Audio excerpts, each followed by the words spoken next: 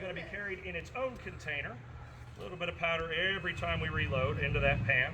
Close the pan cover so the powder stays put, and make sure there's no excess powder outside the pan that can cause it to go off before we want it to. Cast it about. Each one of these little wooden bottles called chargers carry a charge, just enough gunpowder to propel one bullet. Measured out ahead of time so you don't have to stop and measure on in the middle of a battle. Right? Pop the top and empty that powder right on down the barrel. Bullets themselves are going to be carried in the pouch down here on the hip. Now these weapons are not standardized. Exact bullet size will vary, but generally speaking, you're looking at something in the neighborhood of a 60 to 80 caliber ball. This particular one fires about 1/12 of a pound of lead. That is an enormous bullet by modern standards. Lots of mass there, and the weapon can get it moving upwards of the speed of sound. Now you get that kind of mass moving at that kind of velocity, you just got a tremendous amount of energy. Lots of destructive potential, which is why we won't be using one of those in the middle of a modern museum demonstration. We're going to be using a paper ball today instead. Keep things a little bit more centered on the health and safety side of things.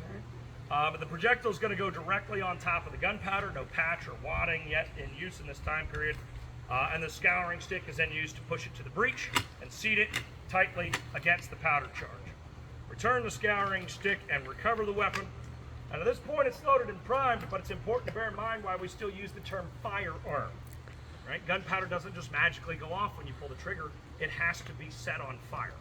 Now every firearm invented after the matchlock has the means of making the fire that it needs at the moment that it needs it, so the user doesn't have to worry about it. But this weapon does not. So I got to carry my fire around with me in the form of a chemically treated length of burning rope called match, which we will now affix into the operating system. Check to make sure it's going to land in the correct position. And all we got to do is open the pan exposing the powder, aim the weapon and squeeze the trigger, and it's simply going to lower that match down to touch the gunpowder. Because after all, what better way to set off gunpowder than to shove burning rope into it, right?